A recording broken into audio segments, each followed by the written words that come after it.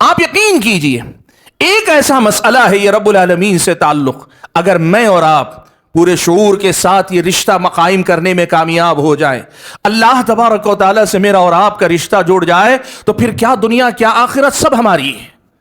آپ جانتے ہیں ہم سب ایمان کے درجے میں تو مانتے ہیں کس کے ہاتھ میں سب کچھ، دنیا اور دنیا کی ہر چیز کس کے ہاتھ میں، کون ان سب چیزوں کا مالک، کس کا اختیار پوری دنیا پہ چلتا ہے؟ اللہ تعالیٰ۔ اور آخرت کے معاملات کس کے ہاتھ میں؟ صرف اللہ تعالیٰ کے ہاتھ میں۔ اور جب ہم اور آپ اللہ تعالیٰ کے ہو جائیں گے، اللہ تعالیٰ سے جڑ جائیں گے، ہمیں ہماری دنیا میں کیا چاہیے، ہمارے اپنی آخرت میں ہمیں کیا چاہیے؟ میں یہ نہیں کہہ رہا ہوں کہ ہمارا تعلق اللہ تعالیٰ سے نہیں، الحمدللہ جو مسلمان ہے اور بالخصوص جو توحید کی دولت سے مالا مال ہے اس کا تعلق اللہ تبارک و تعالیٰ سے جڑا ہے، لیکن مسئلہ جو دیکھنے کا ہے وہ یہ کہ جیسا تعلق اللہ تعالیٰ سے ہونا چاہیے، کیا ہم اور آپ نے اللہ تعالیٰ سے اس قسم کا تعلق قائم کرنے کی کوشش کی؟ کیا واقعی معنوں میں ہمارے اور آپ کے دلوں کا رشتہ رب العالمین سے اتنا گہرا رشتہ ہے جیسا رشتہ اللہ کے نبی نے اپنے صحابہ کو سکھایا، صحابہ کی جس رشتے پہ تربیت فرمائی، تابعین تبع تابعین نے جیسا اپنی زندگی میں رشتہ قائم رکھا؟ سلف صالحین میں سے بعض نے بڑی پیاری بات کہی، آدمی کیا سوچتا ہے جو کر رہا ہوں گناہ چھوٹا ہے نا؟ کہا ایسا نہیں، تم یہ نہ دیکھو کہ تم جو گناہ کر رہے ہو وہ کتنا چھوٹا ہے، تم یہ دیکھو کہ جس کی نافرمانی اس گناہ کے ذریعے کر رہے ہو وہ کتنا عظیم ہے۔ آپ یقین کیجئے خوف کا وہ رشتہ اگر ہم سے ہمارا قائم ہو جائے، اللہ تعالیٰ سے وہ تعلق جڑ جائے خوف کا، تو پھر ہماری اور آپ کی زندگی بہت حد تک گناہوں سے پاک زندگی ہم اور آپ گزاریں گے۔ یاد رکھیے اللہ تبارک و تعالیٰ کے سے تعلق کا یہ جو سفر، تقرب الہی کا یہ جو سفر ہے، یہ سفر علم اور عمل دونوں کی راہ سے طے ہوتا ہے۔ صرف عمل کی بنیاد پر بھی نہیں ہو سکتا، صرف علم کی بنیاد پر بھی نہیں ہو سکتا۔ دین کے ہر مسئلے کی طرح یہ معاملہ بھی علم و عمل کے راستے سے طے ہوگا۔ ہم اور آپ کو علم پر بھی محنت کرنی ہوگی، ہم اور آپ کو عمل پر بھی محنت کرنی ہوگی۔ وَقُلْ جَاءَ الْحَقُّ وَزَهَقَ الْبَاطِلُ إِنَّ الْبَاطِلَ كَانَ زَهُوقًا۔ الحمدللہ رب العالمین، والصلاة والسلام على أشرف الأنبياء والمرسلين وعلى آله وأصحابه أجمعين ومن تبعهم بإحسان إلى يوم الدين۔ يا أيها الذين آمنوا اتقوا الله حق تقاته ولا تموتن إلا وأنتم مسلمون۔ يا أيها الناس اتقوا ربكم الذي خلقكم من نفس واحدة وخلق منها زوجها وبث منهما رجالا كثيرا ونساء واتقوا الله الذي تساءلون به والأرحام إن الله كان عليكم رقيبا۔ يا أيها الذين آمنوا اتقوا الله وقولوا قولا سديدا يصلح لكم أعمالكم ويغفر لكم ذنوبكم ومن يطع الله ورسوله فقد فاز فوزا عظيما۔ اما بعد فاعوذ باللہ من الشیطان الرجیم، بسم اللہ الرحمن الرحیم۔ انہم فتیۃ آمنوا بربہم وزدناہم ہدی۔ محترم المقام صدر مجلس، انتہائی معزز علماء کرام، بزرگوں، نوجوان ساتھیوں، بڑا اہم عنوان ہے، کم وقت میں کچھ ضروری باتیں آپ کے سامنے رکھ کر مجھے اپنی جگہ لینی ہیں، اور وہ عنوان ہے مثالی نوجوان کا اللہ تبارک و تعالیٰ سے تعلق۔ صحیح بخاری و مسلم کی بڑی ہی مشہور و معروف حدیث ہے، حضرت ابو ہریرہ رضی اللہ تعالیٰ عنہ راوی ہیں کہ رسول اکرم صلی اللہ علیہ وسلم نے فرمایا، سبعۃ یظلہم اللہ فی ظلہ یوم لا ظل الا ظلہ۔ 7 قسم کے خوش نصیب ایسے ہیں جن کو اللہ تبارک و تعالی عرش کے سائے تلے جگہ دے گا اس دن جس دن اس سائے کے علاوہ کوئی اور سایہ نہیں ہوگا۔ ان میں سے ایک اللہ کے نبی صلی اللہ علیہ وسلم نے بتایا، کہا شاب نشأ فی عبادت اللہ، ایسا نوجوان جو اللہ تبارک و تعالیٰ کی عبادت میں پروان چڑھے، جس کی جوانی اللہ تبارک و تعالیٰ کی عبادت میں گزرتی چلی جائے۔ ظاہر سی بات ہے روز قیامت اگر کچھ 7 قسم کے منتخب لوگ ہوں اور ان 7 قسم کے منتخب لوگوں میں ایسا نوجوان اللہ تعالیٰ کی نظر میں ان 7 خوش نصیبوں میں شامل ہونے کا حقدار بن رہا ہے تو ظاہر سی بات ہے یہ مثالی نوجوان کی سب سے اعلیٰ مثال ہو سکتی کہ ایک مثالی نوجوان کون ہوگا۔ اس حدیث میں نبی علیہ الصلاۃ والسلام نے ایک طرف تو یہ بتایا کہ مثالی نوجوان ہوتا کون ہے۔ مثالی نوجوان اسلامی شریعت کی نظر میں کسے کہا جاتا ہے؟ ایک ایسا نوجوان جس پر دنیا رشک کرے، اللہ تبارک و تعالیٰ کے پاس روز قیامت جس کو وہ مقام حاصل ہو کہ دنیا اس پہ رشک کرے، اس سے زیادہ مثالی کوئی نوجوان نہیں ہو سکتا۔ اور اسی حدیث کے ٹکڑے میں اللہ کے نبی صلی اللہ علیہ وسلم نے یہ بھی بتا دیا کہ اس مثالی نوجوان کے مقام کو پانے کا راستہ یہ ہوگا کہ زندگی اللہ تبارک و تعالیٰ کی عبادت میں گزرے۔ اگر میں اپنے موضوع سے جوڑ کر اگر الفاظ تھوڑے سے تبدیل کر کے کہوں تو وہ نوجوان جس کی جوانی میں اس کا اپنا تعلق رب ذوالجلال سے بڑا گہرا اور بڑا مضبوط ہونا چاہیے۔ حاضرین گرامی قدر، بات بہت مختصر ہے۔ ہمارا اور آپ کا تعلق ہمارے اور آپ کے خالق مالک رازق، ہمارے اور آپ کے معبود حقیقی سے اس نے پہلے ہی سے جوڑ کے رکھا۔ ایسا نہیں ہے کہ اللہ تعالیٰ نے ایک تعلق توڑ کر ہمیں دنیا میں بھیجا۔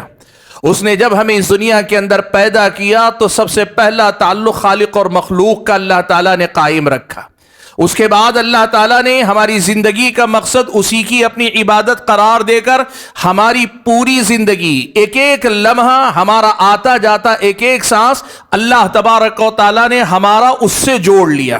اور اس کے ساتھ ساتھ اللہ تبارک و تعالیٰ نے ہر انسان کو اللہ تعالیٰ کی فطری اور بنیادی معرفت پر پیدا ہوا۔ پیارے نبی صلی اللہ علیہ وسلم نے یہ جو بات کہی، کل مولود یولد علی الفطرہ، اس فطرت پر پیدا کیے جانے کا سب سے اہم باب یہ ہے کہ ہر بچہ جو اس دنیا میں پیدا ہوتا ہے رب العالمین کی بنیادی پہچان، بنیادی معرفت اپنی فطرت کے اندر لے کر پیدا ہوتا ہے۔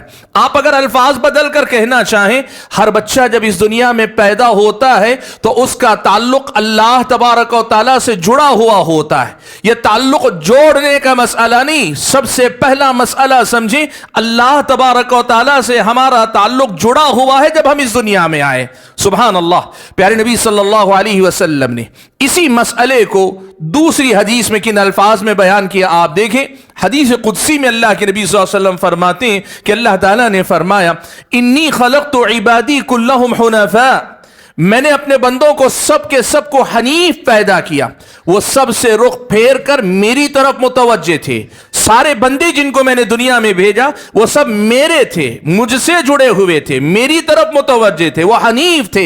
حنفاء میں نے ان کو پیدا کیا تھا، ان کا رخ کہیں نہیں تھا، سب کا رخ ایک اللہ تعالیٰ کی طرف تھا۔ لیکن ہوا کیا؟ فجتالتہم الشیاطین، پھر اس دنیا میں آنے کے بعد شیطانوں نے ان کو اچک لیا۔ حضرات گرامی قدر، جو پہلی بات آپ کے سامنے رکھنا چاہتا ہوں، اس حقیقت کو سمجھیے کہ رب العالمین نے جب اس دنیا کے اندر ہم اور آپ کو بھیجا نا، اللہ سے ہمارا تعلق جوڑ کر اللہ نے پیدا کیا۔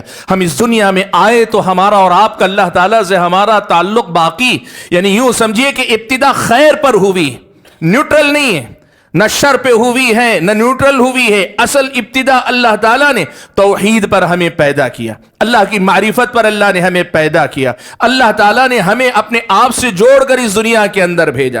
اب ہمیں کرنا کیا چاہیے؟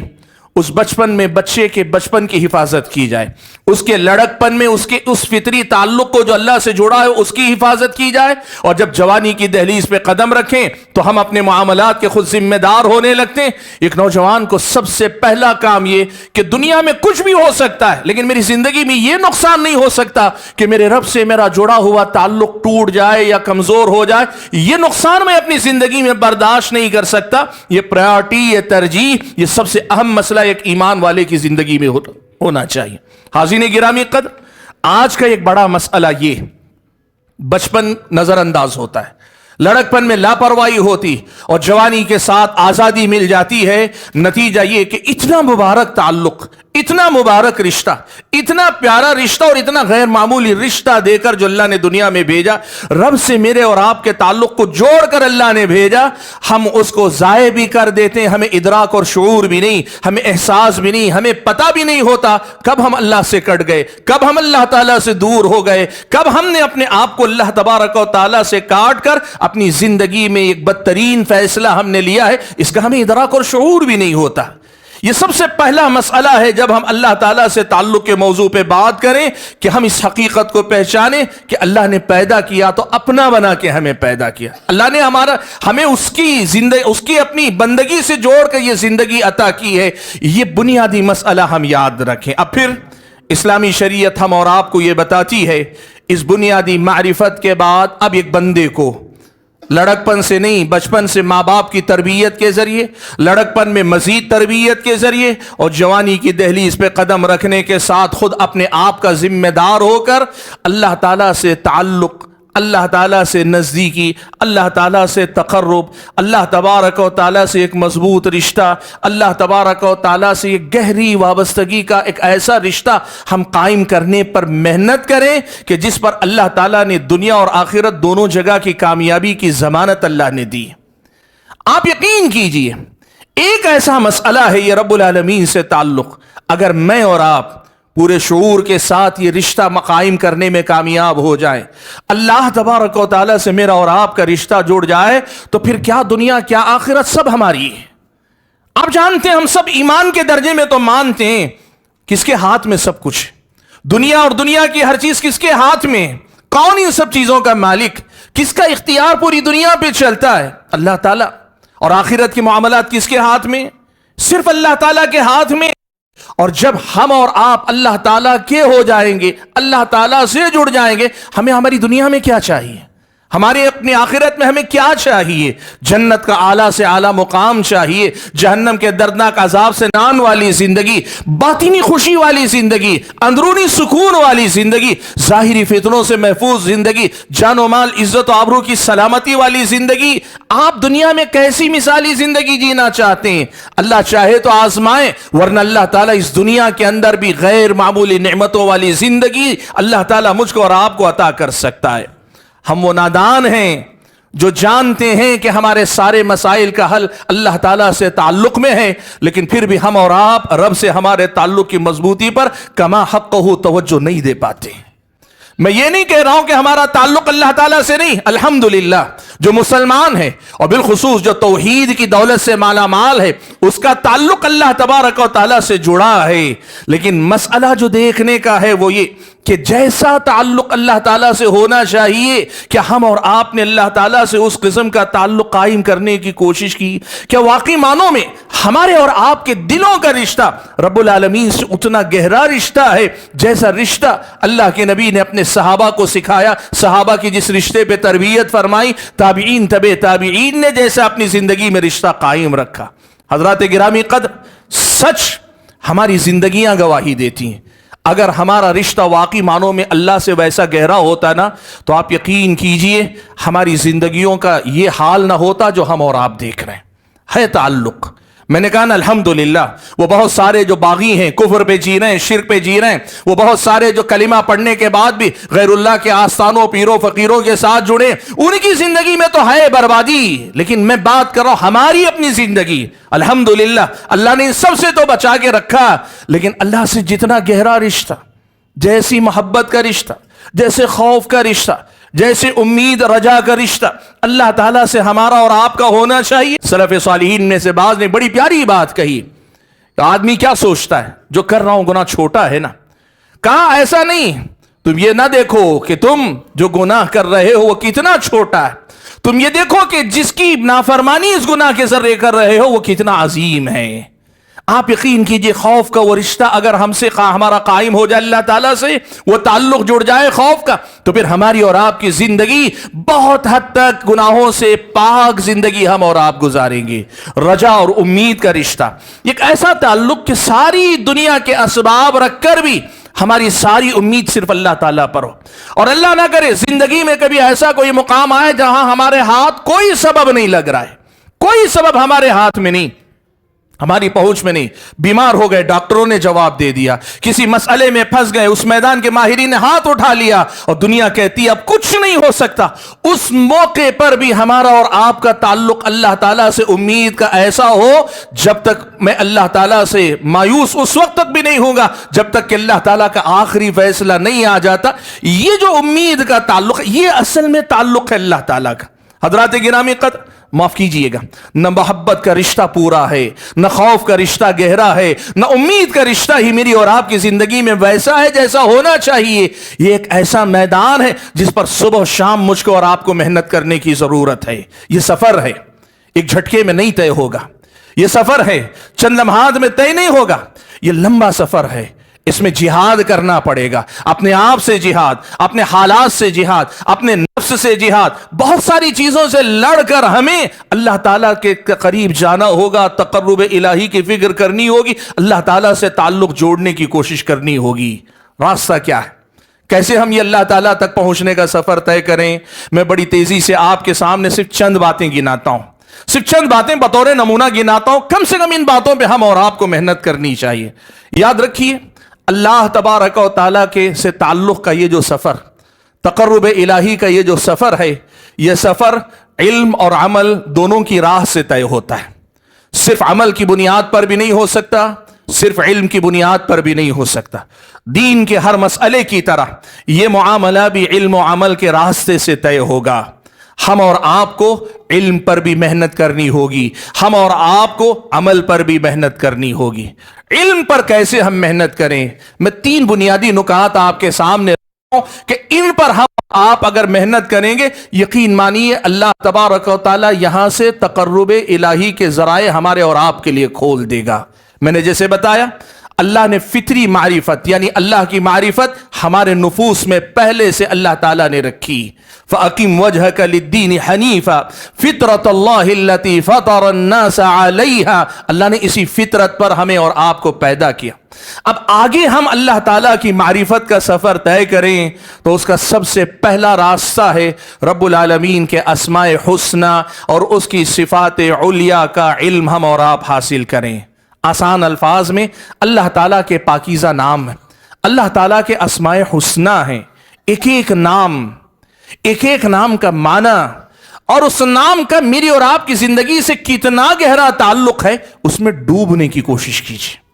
میں جاننے کی بات نہیں کہہ رہا ہوں، میں پڑھنے کی بات نہیں کہہ رہا ہوں، میں کہہ رہا ہوں ایک ایک نام کی جو گہرائی اس میں اترنے کی کوشش کیجیے. اندر جائیے، دیکھیے کتنی گہرائی ہے. سبحان اللہ، رب العالمین کا ایک ایک نام اتنا عظیم ہے. ہر نام اللہ تعالیٰ کا اللہ تعالیٰ کے کسی کمال کو بتاتا ہے، اور ہر کمال اللہ تعالیٰ کا میرے اور آپ کے دل میں رب العالمین کی ہیبت پیدا کرتا ہے.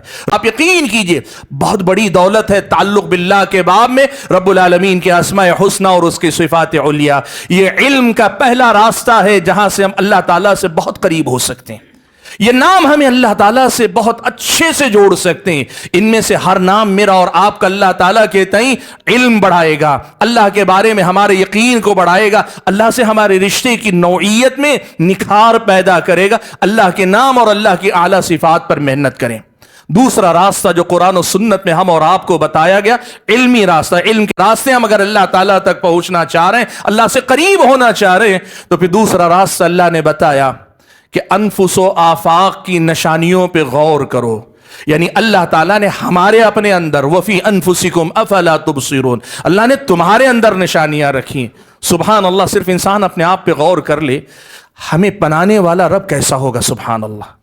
بھائیو، ساری دنیا چھوڑ دو، صرف اپنے وجود پہ دیکھ لو، اپنی زندگی کو دیکھ لو، اپنے معمولات زندگی، آپ کی جسمانی ساخت، آپ کے جسم کے معمولات. سبحان اللہ، ایسی چیزیں اللہ تعالیٰ نے نشانیوں کے طور پر میرے اور آپ کے اندر رکھی ہیں کہ ہمارا وجود اللہ تعالیٰ کی معرفت کے لیے یا اس کا سفر طے کرنے کے لیے بہت بڑا ذریعہ ہے. کئی بار تو ایسا لگتا ہے شاید ہم اپنے آپ کو بھی پوری طرح نہیں پہچان پا رہے ہیں، اور اگر پہچان لے گئے تو اللہ تعالیٰ جس نے اس کو بنایا، اس انسان کو، اس کو پہچاننے میں انسان کو بڑی مدد ملے گی. اور اس کے ساتھ آفاق، کائنات پہ غور کرو. اس کائنات کی کون سی ایسی مخلوق ہے جو اللہ تعالیٰ کی یاد نہ دلائے، उसकी अजमत और किबरियाई की गवाही न दे। उस कायनात के बारे में गौर करते करते आप उसके खालिक तक पहुंचेंगी। वफी कुल्ली शैइन लहू आयतुन तदुल्लु अला अन्नहुल वाहिदु, हर चीज के अंदर एक निशानी अल्लाह ताला ने रखी, निशानियां रखी हैं। आप गौर करते जाएंगे, आपको अल्लाह ताला से वो निशानियां करीब करती जाएंगी। अल्लाह ने फरमाया सनुरीहिम आयातिना फिल आफाक़ि व फी अनफुसिहिम हत्ता यतबय्यन लहुम अन्नहुल हक़, हम निशानियां अपनी दिखाएंगे अनफुस और आफाक में, यहां तक कि इन पर यह हकीकत खुल जाए कि अल्लाह तबारक व तआला ही माबूद बरहक है, वही हक है। इस अपने नफ्स और कायनात पे गौर करो, हर मखलूक पे आप गौर करो। सुभान अल्लाह, जिंदगी नाकाफी हो जाएगी, मारिफत का सफर जारी रहेगा, अल्लाह से नजदीकी का सफर जारी रहेगा, जो इल्म के जरिए तय हो सकता है। और तीसरा रास्ता मैं उसे मुख्तसर करके बता देता हूं कि अहकाम शरीयत, इस्लामी शरीयत के बड़ी तफसीली अहकाम, इबादत से मुताल्लिक, मुआमलात से मुताल्लिक, अखलाक से मुताल्लिक, आप अल्लाह तबारक व तआला की नाजिल करदा ये जो शरीयत है, इस शरीयत का जितना इल्म हासिल करते जाएंगे और उसके अंदर की नज़ाकतों को देखते जाएंगे, उसके पीछे की हिकमतों को देखते जाएंगे, उन अहकाम के समरात देखते जाएंगे, उनके असरात देखते जाएंगे, उनके नताइज देखते जाएंगे, आप यकीन कीजिए बेइंतहा मोहब्बत अल्लाह ताला से आपको होगी। आपके अंदर अल्लाह ताला की शुक्रगुजारी का एक ऐसा जज्बा पैदा होगा, आप कहेंगे सुभान अल्लाह, इस दुनिया के अंदर इससे ज्यादा बेहतर क्या हो सकता है, और जिसने ये सब कुछ दिया उससे ज्यादा बेहतर कौन हो सकता है। अहकाम शरीयत, दीन की मारिफत आपके अंदर जिस कदर ज्यादा बढ़ती जाएगी, उसी कदर ज्यादा अल्लाह के फضل व करम से आप अल्लाह ताला से ताल्लुक की मजबूती को महसूस करेंगे। मैंने कहा अल्लाह से ताल्लुक मजबूत करने के रास्ते, इल्म के रास्ते, इल्म की राह से भी आप अल्लाह से ताल्लुक मजबूत करें और अमल की राह से भी मजबूत करें। इल्म के हवाले से मैंने ये तीन बुनियादी बातें आपके सामने रखी, अस्माए हुस्ना और सिफात उलिया, अल्लाह ताला की अनफुस व आफाक में जो निशानियां हैं उन पे गौर व फिक्र करना, और तीसरी चीज वो है अल्लाह ताला की शरीयत और उसके पीछे की हिकमतें।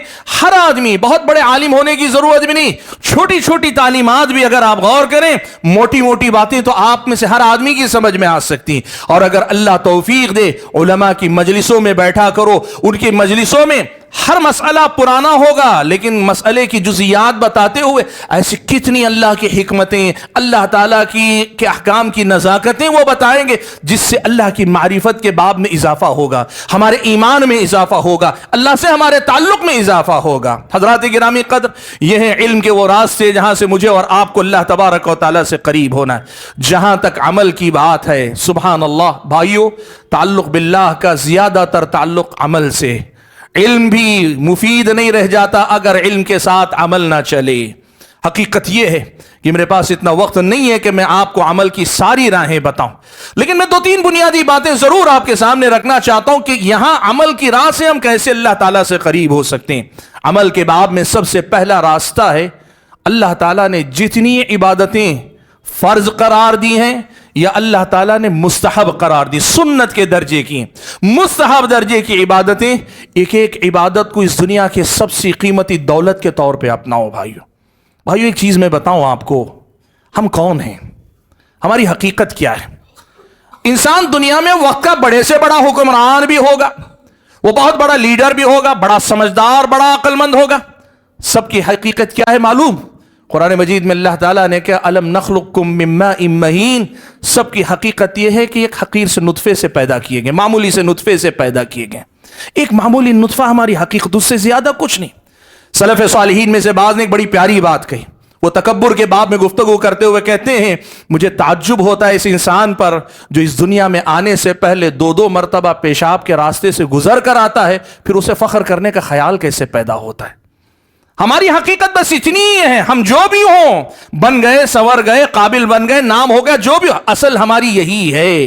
भाइयों जरा सोचो तो सही, ऐसे एक मामूली नुतफे से पैदा होने वाले इंसान को अल्लाह ने यह एजाज बख्शा कि हमारी जिंदगी का मकसद अल्लाह की इबादत है, अल्लाह की इबादत है। हमारी हैसियत बढ़ गई, हमारा मुकाम बढ़ गया, हम मोतबर हो गए। अल्लाह के ने ये जिंदगी को अपने उसकी इबादत से जोड़कर हमारी हैसियत अल्लाह ने बढ़ा दी, हम बदल गए, हमारा वजन बढ़ गया, हमारी हकीकत बदल कर रह गई। अल्लाह के बंदो, آپ اور ہم اگر سوچ کر دیکھیں نا، یہ عبادتیں، کوئی بھی عبادت، قولی عبادت، فعلی عبادت، یا ایک مالی عبادت یا قلبی عبادات، یہ سب آپ اہل علم سے پڑھیں یا پڑھ لیں گے یا سنیں گے، ہر عبادت اللہ تعالیٰ کی بہت بڑی دولت ہے۔ آپ یہ نہ سمجھیں ہم اللہ کی عبادت کر رہے ہیں، اللہ کے لیے کر رہے ہیں، نہیں، اللہ کی عبادت کر رہے ہیں اللہ کے لیے، یعنی اس کی رضا اور خوشنودی کے لیے کر رہے ہیں، لیکن فائدے کی بات ہو تو اللہ کا فائدہ نہیں، ہر عبادت ہم اپنے لیے کر رہے ہیں۔ یہ عبادتیں مجھ کو اور آپ کو اللہ سے جوڑیں گی، اور اللہ سے جڑنے سے بڑی سعادت اس دنیا کے اندر کوئی نہیں، اللہ تعالیٰ سے جڑنے سے بڑا کوئی مقام نہیں، اس سے بڑی کوئی عزت نہیں، اس سے بڑا کوئی اعزاز نہیں، اس سے بڑی کوئی حیثیت نہیں۔ اصل چیز ہے اللہ تبارک و تعالیٰ کی عبادتیں، وہ قرآن کی تلاوت کی شکل میں ہو، وہ اللہ تعالیٰ کے ذکر کی شکل میں ہو۔ آپ یقین کیجئے، ابن قیم نے ایک بڑی پیاری بات لکھی ہے۔ ابن قیم رحمۃ اللہ علیہ کہتے ہیں محبت کرنے والے کی علامت یہ ہے کہ اس کا موضوع کوئی بھی ہو، وہ کہیں نہ کہیں گھوم پھر کر اپنے محبوب تک آ ہی جاتا ہے۔ وہ اپنی گفتگو میں کہیں سے بھی شروع کرے لیکن پہنچتا اپنے محبوب کے تذکرے پر ہے۔ رب العالمین کا ذکر چلتے پھرتے اٹھتے بیٹھتے صبح و شام کرنے کا مطلب ہی یہ ہے کہ ہم کہیں سے بھی شروع کریں، کسی بھی معاملے میں رہیں، ہم اپنے محبوب یعنی رب ذوالجلال کا تذکرہ ضرور ہم کرتے ہیں، اللہ کے ذکر سے تعلق۔ اللہ تعالی، سوچو بھائیو، قرآن کی تلاوت ہم اور آپ کرتے ہیں، ہماری زبانیں بڑی گنہگار زبانیں، ہم بڑے گنہگار ہیں، لیکن سعادت ہماری کتنی ہے۔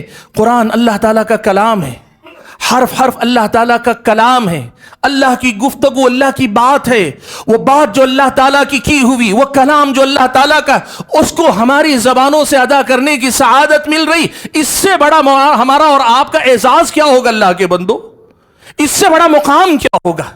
ان عبادتوں کی قدر کرو کہ یہ اللہ تعالیٰ سے تعلق کو جوڑنے کے سب سے بہتر ذریعے کے طور پر اللہ تعالیٰ نے مجھ کو اور آپ کو عطا کی۔ حضرات گرامی قدر، ہماری عبادتوں میں خصوصی طور پہ نماز، اور سبحان اللہ، نماز کا کیا کہیں، اس سے بڑی سعادت کچھ نہیں۔ نہ احادیث میں تو اللہ کے نبی نے اسے بندے اور رب کی ملاقات قرار دیا ہے۔ یہ نماز نہیں، یہ نماز صرف ایک فریضے کی ادائیگی نہیں، یہ بندے کی روزانہ اللہ تعالیٰ سے ملاقات۔ حدیث میں اللہ کے نبی نے مناجات کہا، سرگوشیاں کہا، جو راز و نیاز کی باتیں نہیں ہوتی، کوئی اپنے دوست کے ساتھ، کوئی اپنے چہیتے کے ساتھ، کوئی اپنے محبوب کے ساتھ کرتا ہے۔ اللہ کے نبی نے کہا انما یناجی ربہ، بندہ جب نماز میں کھڑے ہوتا ہے اپنے رب کے ساتھ سرگوشیاں کر رہا ہے۔ بھائیو سوچو، ابن قیم نے ایک بڑی پیاری بات لکھی، وہ جو نمازی کے سامنے سے گزر جاتے ہیں نا، نمازی کے سامنے سے گزرنے کی بڑی سخت وعید آئی۔ اللہ کے نبی نے کہا کہ ایک آدمی 40 وہیں کھڑا رہے، 40 دن، 40 سال، 40 گھنٹے یا 40 ہفتے وہیں کھڑا رہے، یہ زیادہ بہتر ہوگا اس بات کے مقابلے میں کہ کسی نمازی کے سامنے سے گزر جائے۔ اتنی سخت وعید ہے، کیوں؟ ابن قیم نے بڑی پیاری بات لکھی، کہا دو محبت کرنے والے اگر کسی تنہائی میں خلوت میں بیٹھے ہوں، راز و نیاز کی باتیں ہو رہی ہوں، وہاں کوئی بیچ میں سے گزر جائے تو کتنا غصہ آدمی کو نہیں آتا ہے۔ کہا دنیا کی حقیر سی محبت میں محبوب اور محب کے درمیان مخل ہونے والے کے خلل سے اتنی بے چینی آدمی کے اندر پیدا ہو سکتی ہے، یہی معاملہ نمازی کا اپنے رب کے ساتھ نماز کے دوران ہوتا ہے۔ کوئی آدمی وہاں سے گزرتا ہے، رب العالمین کو یہ بات انتہائی ناپسند ہے۔ اس کا مطلب کیا ہے معلوم؟ نماز میں جس وقت ہم اور آپ کھڑے ہیں نا، یہ ایسا ایک مقام ہے کہ جس مقام کے بدلے دنیا کا کوئی مقام ہمیں پسند نہیں ہونا چاہیے۔ افسوس اس کا ہے، مجھ سمیت، میں اپنی بات سب سے پہلے رکھتا ہوں، ہم وہ نادان لوگ ہیں جن کے پاس علم بھی ہے، یا اگر علم نہیں ہے تو علم حاصل نہیں کیا ہے، لیکن ہم نے ان کی قدر نہیں کی۔ ما قدر اللہ حق قدری، اللہ تعالیٰ کی کما حق ہو قدر ہم سے نہیں ہو پا رہی۔ اللہ کے بندو سوچ کتنی بڑی سعادت۔ اللہ کے نبی نے کہا سورہ فاتحہ بندہ پڑھتا ہے تو کیا ہے؟ یہ گفتگو ہے، بندہ کہتا ہے الحمدللہ رب العالمین، اللہ تعالیٰ کہتا ہے حمیدنی عبدی، میرے بندے نے میری تعریف کی، میری حمد بیان کی۔ الرحمن الرحیم، اللہ کے نبی نے کہا اثنا علی عبدی مجدنی عبدی، اللہ کے نبی صلی اللہ علیہ وسلم نے پورا سلسلہ بتایا۔ اب سوچو یہ کیا ہے معلوم ہے؟ آپ ادھر سے آواز دے رہے ہیں، ادھر سے جواب آ رہا ہے، آپ سن نہیں رہے ہیں، لیکن نبی نے بتایا تو میرا اور آپ کا یہ ایمان ہے، اور اس ایمان کا مطلب یہ کہ نماز میں وہ تعلق میرا اور آپ کا رب سے جڑتا ہے کہ جس تعلق سے بڑا دنیا کے اندر کوئی تعلق نہیں ہو سکتا، اس سے بڑا مقام نہیں، اس سے بڑی سعادت میری اور آپ کی زندگی میں نہیں آ سکتی۔ حضرات گرامی قدر، بات لمبی ہوگی اگر میں کروں، ان نمازوں کی قدر کیجیے، ان نمازوں میں اللہ سے تعلق کو سمجھیے۔ اللہ کے نبی حضرت بلال سے جب کہتے تھے اقم الصلاۃ یا بلال ارحنا بہا، اے بلال نماز کے لیے اذان دو یا اقامت کہو اور اس کے ذریعے مجھے راحت پہنچاؤ، وہ راحت اسی لیے ہے کہ یہ اللہ سے نزدیکی کا ایک ایسا مقام ہے کہ اس میں جتنی لذت، اس میں جتنی راحت، اس میں جتنا اطمینان ہے وہ کہیں اور نہیں مل سکتا۔ الا بذکر اللہ تطمئن القلوب، لوگوں اللہ کے ذکر ہی سے دلوں کو اطمینان نصیب ہوتا ہے۔ حضرات گرامی قدر، تعلقات کو اللہ تعالیٰ سے مضبوط کرنے کے لیے ایک اہم چیز، خاص طور پہ نوجوانوں کی بات چل رہی ہے تو میں یہ ذکر کروں، اپنی خواہشات پہ قابو رکھو، اپنی خواہشات پہ قابو رکھو۔ ابن قیم نے بڑی پیاری بات لکھی ہے، دو چیزوں کی محبت انسان کے دل میں ایک ساتھ جمع نہیں ہو سکتی، ایک اللہ کی محبت، دوسری غیر اللہ کی محبت۔ اپنی خواہشات کی محبت کو ہم نے دل میں پالا، جتنی غیر اللہ کی محبت، مخلوقات کی محبت، اپنی خواہشات کی محبت جتنی ہمارے دل میں آئے گی، اسی قدر زیادہ اللہ کی محبت ہمارے دل سے خالی ہوتی چلی جائے گی۔ خواہشات پر قابو رکھو، اور خواہشات پہ قابو رکھو گے اللہ تعالیٰ سے تعلق مضبوط ہوتا چلا جائے گا۔ اور اس میں ایک بڑی پیاری بات بتا دوں، نماز اور خواہشات کا بڑا گہرا رشتہ ہے۔ آدمی خواہشات کے پیچھے جاتا ہے، نماز سے محروم کیا جاتا ہے، اور اگر آدمی نماز کو سنبھال لیتا ہے تو پھر خواہشات کا مقابلہ کرنے کی طاقت اسے اللہ دیتا ہے۔ ان الصلاۃ تنہی عن الفحشاء والمنکر، وقت اجازت نہیں دیتا، لیکن ایک بات آخری میں ضرور کہنا چاہوں گا بھائیو، عمل کے میدان میں بہت ساری چیزیں، بہت سارے راستے، لیکن ان میں سے ایک بات وہ کیا ہے معلوم؟ ہم اگر اللہ سے جڑنا چاہیں، ہمارے گناہ بھی ہم اور آپ کو اللہ سے جوڑنے کا سبب بن سکتے ہیں۔ نیکیاں تو بہت ہیں اور ہم بڑے کمزور انسان ہیں، ہم نے بہت زیادہ نیکیاں نہیں کی اور کمزور پڑ جاتے۔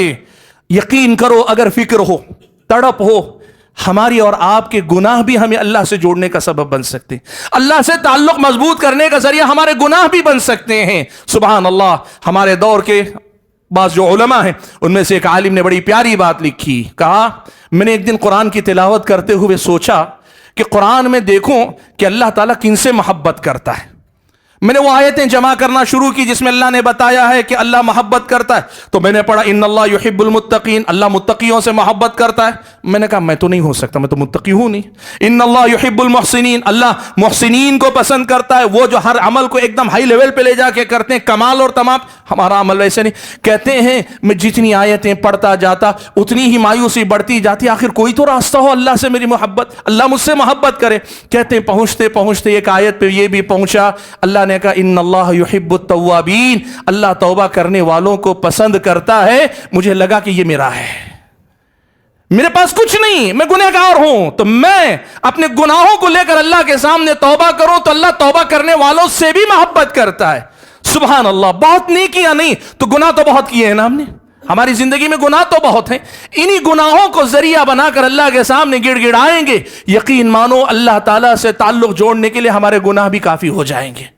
میں گناہ کی ترغیب نہیں دے رہا ہوں، لیکن بتا رہا ہوں کہ اگر ہم اپنے گناہوں پہ سچی توبہ کریں، شرمندہ ہوں، یقین مانیں یہ کام ہم سے ہو سکتا ہے۔ اور میں آپ کو بتا دوں 7 خوش نصیبوں میں اللہ کے نبی نے کہا ایک آدمی وہ بھی وَرَجُلٌ ذَكَرَ اللَّهَ خَالِيًا فَفَاضَتْ عَيْنَاهُ، وہ آدمی، وہ نوجوان جس نے تنہائی میں اللہ کو یاد کیا اور اس کی آنکھیں بہنے لگیں، وہ آدمی بھی روز قیامت اللہ تعالیٰ کے عرش کے سائے تلے ہوگا۔ سبحان اللہ۔ حاضرین گرامی قدر، بات جو کہنا چاہ رہا تھا وہ یہ، اللہ سے تعلق جوڑنے کے یہ ذرائع ہیں اور بھی بہت سارے، لیکن کم سے کم آج کی ملاقات میں جو باتیں مجھے ضروری لگیں یا کم وقت میں جو بتا سکتا تھا یہ باتیں میں نے رکھی۔ رب العالمین سے دعا کیجئے کہ اللہ تعالیٰ مجھے اور آپ سبھی حضرات اور خواتین کو صحیح معنوں میں اللہ سے ہمارے اپنے تعلق کو مضبوط کرنے پر محنت کرنے کی توفیق نصیب فرمائے۔ اللہ ہمیں اپنا بنا لے، ہمیں اس کا قریبی بندہ بنا لے، اور جب تک دنیا اور آخر دنیا میں رکھے اسی کا بنا کے رکھے، اور جب اپنے پاس بلائے تو اس حالت میں بلائے کہ وہ ہم سے راضی ہو اور ہم اس سے راضی ہوں۔ آمین۔ وآخر دعوانا ان الحمد للہ رب العالمین۔